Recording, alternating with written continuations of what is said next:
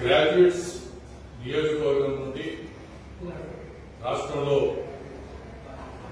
2 నియోజకవర్గాలకు ఎన్నికలు జరగనున్న నేపథ్యంలో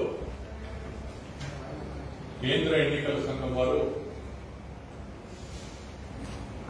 ఎన్రోల్మెంట్ కు సంబంధించినటువంటి షెడ్యూల్ ని జారీ చేయడం జరిగింది. మొన్న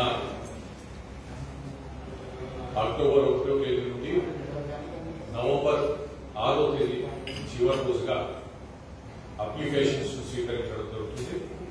ఒకటి ఆన్లైన్ లో అప్లై చేసుకోవచ్చు, రెండవది ఫిజికల్ గా ఫామ్ 18 ఫిల్అప్ చేస్తే అప్లై చేసుకోవచ్చు.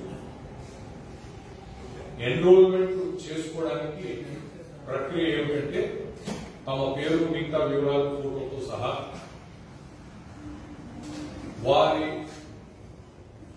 చదువుకున్నటువంటి వారి డిగ్రీ సంబంధించినటువంటి సర్టిఫికేట్ కానీ మార్క్స్ మెమో సంబంధించింది వివరాలు అంటే మెమో కానీ ఆన్లైన్ లో ఉంటే అప్లోడ్ చేయాలి. ఫిజికల్ గా ఇచ్చే పరిస్థితిలో ఒరిజినల్ తో పాటు కాపీ వారికి సబ్మిట్ చేయాలి. అక్కడ తీసుకునే వ్యక్తి అధికారి ఒరిజినల్ చూసి రాసుకున్నట్టుగా అతను రాసుకుంటాడు.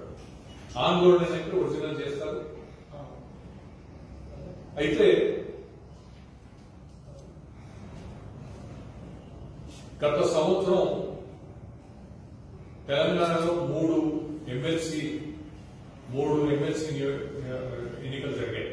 ఒకటి కరీంనగర్, నిజామాబాద్, ఆదిలాబాద్, మెదక్ సంబంధించి సీనియర్ నాయకులు మాజీ శాసనసభ్యులు జీవన్ రెడ్డి గారు కాంగ్రెస్ పార్టీ అభ్యర్థిగా గెలిచారు. మిగతా 2 టీచర్స్ నియోజకవర్గంలో టీఆర్ఎస్ ఘోర పరాభవాన్ని ఎదుర్కోవడం జరిగింది.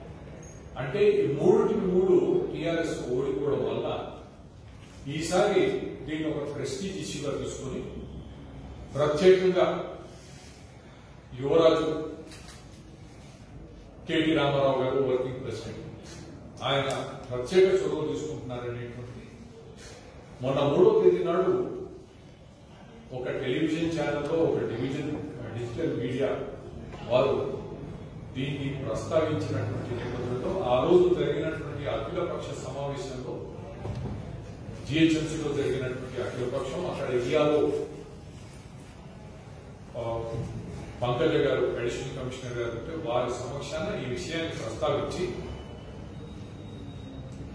వారు ఏమన్నారంటే ఫేక్ డిగ్రీ సర్టిఫికెట్స్ పెద్ద ఎత్తున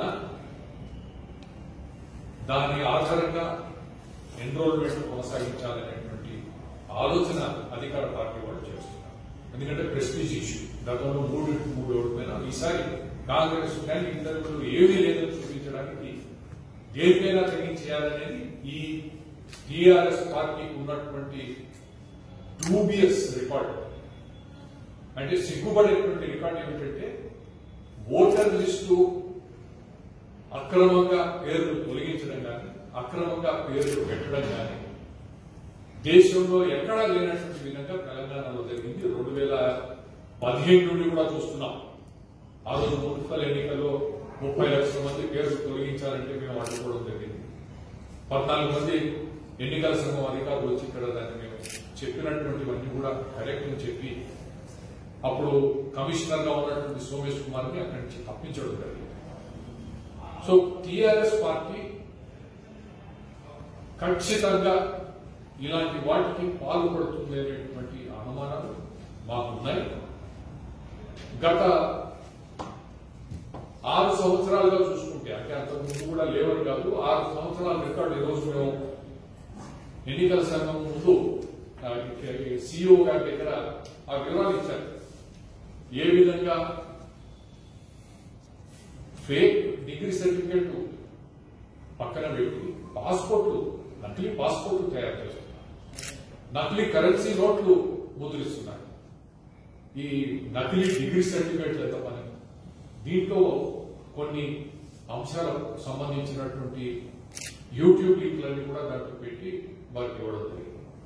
ఈరోజు ఎన్నికల సంఘం దేశంలో ఇంతవరకు ఎవరు కూడా ఈ విషయాన్ని ప్రస్తావించడం జరగలేదు.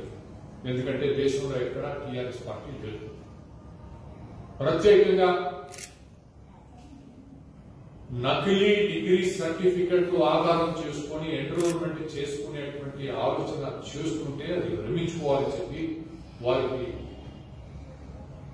నా అడ్వైస్. మేము ఎన్నికల సంఘం వారిని ఈరోజు దీనికి ఒక వ్యవస్థ వెరిఫికేషన్ చేసుకోవడానికి, మామూలుగా ఓటర్ అంటే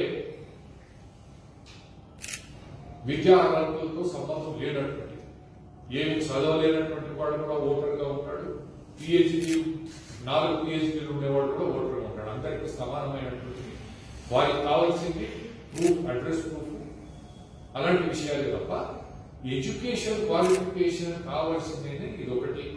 కనుక డ్రాఫ్ట్ ఎలక్ట్రల్ రోల్స్ ఎప్పుడైతే మీరు పబ్లిష్ చేస్తారో దాంట్లో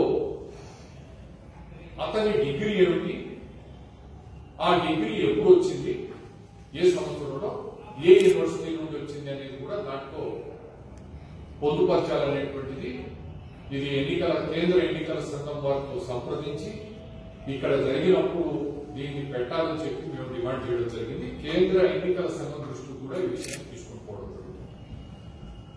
ఎందుకంటే వెరిఫికేషన్ చేసినప్పుడు మేము అడిషనల్ కమిషనర్ గారు 3వ తేదీ నాడు చెప్పినప్పుడు మేము వెరిఫై చేస్తాము, అసలు మామూలు ఓటర్స్ లిస్ట్ నే వెరిఫై చేసేదానికి దిక్కు లేకుండా ఉండేటువంటి వ్యవస్థ ఈరోజు ఇంత దరిద్రంగా ఉండేటువంటి ఈ పరిస్థితిలో ఇటువంటిది వెరిఫికేషన్ చేసుకుని ఒక శానిటరీ ఇన్స్పెక్టర్ పోతాడు, ఒక స్వీపర్ బియోలో వేస్తారు, ఒక లిఫ్ట్ ఆపరేటర్ వేస్తారు, చివరికి ఒక ఆటో డ్రైవర్ ని కూడా హైర్ చేసుకుని వాళ్ళు ఆ బియోలోగా వేసినటువంటి గతంలో దాఖలాలు ఉన్నాయి. ఇలాంటి వారు మళ్ళీ ఇది డేటా ఒరిజినల్ అని వాళ్ళు ఎట్లా తెలుసుకుంటారు. కనుక డేటాబేస్ మన రాష్ట్రంలో ఉన్నటువంటి అన్ని యూనివర్సిటీకి సంబంధించినటువంటి డేటాబేస్ ఎన్నికల సంఘం ఉండాలి. ఏదైనా డిగ్రీ ప్రతి దాన్ని వెరిఫై చేసుకోవాల్సినటువంటి బాధ్యత ఎన్నికల సంఘం పై ఉంటుంది. ఇతర రాష్ట్రాల నుంచి వచ్చినటువంటి వారిని కూడా వెరిఫై చేసుకోవడానికి తగిన ఏర్పాట్లు కూడా చేసుకోవాలనేది మేము కోరినటువంటిది. ఆ రకంగా వారు దీనిపైన ఎన్నికల సంఘాన్ని శశాంక్ గోయల్ గారు, సిఇఓ గారు కేంద్ర ఎన్నికల సంఘంతో సంప్రదిస్తామనేటువంటి మాట చెప్పడం జరిగింది. అయితే ఒక విషయాన్ని వారు కూడా ప్రజలకు తెలిసేటువంటి విధంగా వారిని మేము దానికి పబ్లిసిటీ ఇవ్వన్నాం. ఏదైనా నకిలీ సర్టిఫికెట్ పెట్టుకొని ఓటర్ గా నమోదు చేసుకుంటే అది జీవితాంతం వారి మెడ చుట్టుకుంటుంది. ఒక క్రిమినల్ కేసు అనేది, ఈ క్రిమినల్ మ్యాటర్ ఎప్పటికీ ఉండిపోతుంది. ఇటువంటి పరిణామాలు ఉంటాయి, తస్మాత్ జాగ్రత్త అని చెప్పి టిఆర్ఎస్ నాయకులు ఇలాంటి ఆలోచన చేస్తుంటే పాపం ఎటువంటి తప్పు చేయనటువంటి వారిని ఒక క్రిమినల్ కేసు చేసుకునేటువంటి విధంగా వారిని దాంట్లో తోసినట్టుగా ఉంటుంది. ఒక ఎన్నిక కొరకు మీరు చేస్తే జీవితాంతం ఒక క్రిమినల్ కేసు ఎదుర్కొని అతనికి ముద్రపడిపోతుంది అనేటువంటి విషయం అందరు యువకులు అందరూ కూడా అర్థం చేసుకుని గుర్తుంచుకోండి. ఇది మేము మాత్రం దీన్ని ఎట్టి పరిస్థితిలో ఎన్నికల ముందు దాన్ని బయటికి తెచ్చేటువంటి విధంగా ఎవరైనా వీళ్ళు తెలుసుకుంటే వెంటనే క్రిమినల్ కేసు కూడా వారిపైన నమోదు చేస్తుంది ఎన్నికల సంఘం. మేము కూడా దీన్ని అడుగడుగునా ఫాలో చేస్తాం. తప్పుడు సమాచారం ఇచ్చి ఫేక్ డాక్యుమెంట్ సర్టిఫికేట్ ఇచ్చి చేసుకోవాలనేటువంటి ఆలోచన చేస్తుంటే దాన్ని మానుకోవాలి. అదేవిధంగా ప్రత్యేకంగా అంటే ఆ టీవీలో ప్రస్తావించారు యువరాజు వర్కింగ్ ప్రెసిడెంట్ చాలా ఆసక్తి చూపుతున్నారు. ఎందుకంటే గత సంవత్సరం 3 సీట్లు ఓడిపోయిన తర్వాత ఒక చాలా పరాభవంగా భావించి ఈరోజు దీన్ని ఎట్టి పరిస్థితుల్లో ప్రయత్నం మేము గెలవాలనేటువంటి ప్రయత్నం వారు ఉంది. మనం అది చూస్తూనే ఉన్నాం. ఎక్కడి పడితే అక్కడ టార్గెట్ ఫిక్స్ చేస్తున్నారు. ఎమ్మెల్యేలకి, కార్పొరేటర్స్ కి టార్గెట్ ఫిక్స్ చేసి మీరు ఇన్ని వేల మందిని మీరు ఎన్రోల్మెంట్ చేయమంటున్నారు. నిన్ననే మంత్రి తలసాని శ్రీనివాస్ యాదవ్ గారి పైన ఎలక్షన్ కమిషన్ కంప్లైంట్ ఇవ్వడం జరిగింది. ఇప్పుడు కోడ్ లాంటిది ఏమి లేదు, కానీ వారి అధికార ఆఫీసు నుండి దాన్ని మిస్యూజ్ చేస్తూ పార్టీ నాయకులతో మాట్లాడి ప్రతిరోజు అప్డేట్ చేయమని చెప్పి రోజు రోజుకి వారి ప్రోగ్రెస్ అంతా కూడా పార్టీ ఆఫీసుకు తెలపాలని చెప్పినటువంటిది. దానిపైన మేము ఆక్షేపణ తెలుపుతూ ఇది కోడ్ లేకపోయినా కూడా ఇది అక్రమంగా చేస్తున్నారనేటువంటి మాట సిఇఓ గారు కూడా ఈ మాట ఒప్పుకున్నారు. దానిపైన కూడా వారు తగిన చర్య తీసుకుంటామనేటువంటి మాట చెప్పడం జరిగింది. ఈ విషయంలో ఈ ఫేక్ డిగ్రీ విషయాల్లో కూడా మేము ఎన్నికల సంఘం అప్రమత్తంగా ఉండి ఇది జరగకుండా మీరు అన్ని చర్యలు తీసుకోవాలని కూడా వారికి చెప్పడం జరిగింది. మేము కూడా పార్టీ తరఫున మేము చెప్పింది డ్రాఫ్ట్ ఓటర్ లిస్ట్ లో కావాల్సినటువంటి వివరాలన్నీ కూడా పొందుపరచాల్సినటువంటి అవసరం ఉంది. మీరు వయసు, అడ్రస్, తండ్రి పేరు ఇవన్నీ కూడా మామూలుగా ఉంటాయి, కానీ గ్రాడ్యుయేట్ కావాల్సింది degree, diploma, what ever requirement, ఆ సర్టిఫికెట్ ఏ యూనివర్సిటీలో ఎప్పుడు జరిగింది ఆ వివరాలు కూడా పెట్టాలని చెప్పి కోరడం జరిగింది.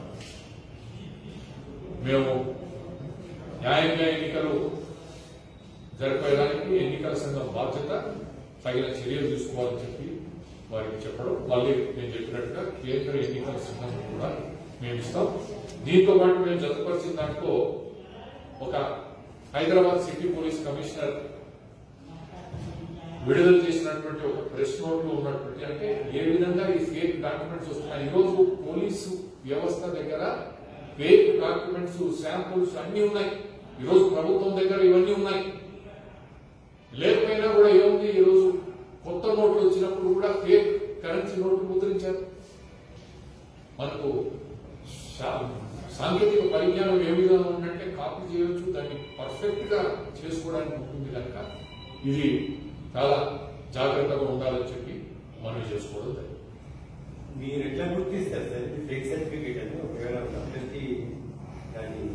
ఇప్పుడు మేము గ్రౌండ్ లెవెల్లో ఈ ఫలా అంటే ప్రతి ఇంట్లో ఉండదు, ఎన్రోల్మెంట్ గ్రాడ్యుయేట్ ఉండేదే ఉంటాడు. అక్కడికి మేము పార్టీ పరంగా మేము చేయాల్సింది, వారు కూడా తెలుసుకోవాల్సింది, మేము ఎక్కడ చదువుకున్నాడు మేము కూడా ఎంక్వైరీ చేస్తాం. మణిపాల్ యూనివర్సిటీ నుంచి డిగ్రీ తీసుకొచ్చి పెడితే ఇక్కడ మణిపాల్ ఎప్పుడు పోయాడు ఏం సంగతి మేము కూడా తెలుసుకుంటాం. అక్కడ మామూలుగా తెలుస్తుంది కదా వాడు చదువుకున్నాడా లేదా. మనం ఎంక్వైరీ చేసి జాగ్రత్త పడితే అది ఛాలెంజ్ చేస్తాం, మా తరఫున మేము ఛాలెంజ్ చేస్తాం. ఎన్నికల సంఘం కూడా వారు ఏం చేయాలంటే లోకల్ స్టేట్ లో ఉన్నటువంటి యూనివర్సిటీ డేటాబేస్ అంతా కూడా వారు అందుబాటులో పెట్టుకోవాలి. అది ఇప్పుడు పాస్పోర్ట్ ఏదైనా వీసాకి వెళ్ళినప్పుడు వాళ్ళ దగ్గర అంతా డేటా ఉంటుంది. జాబ్స్ వెళ్ళేటువంటి సమయంలో ఐటీలో కూడా వాళ్ళంతా డేటా పెట్టుకుని వెరిఫై చేసుకుంటారు అది ఫేకా కాదా.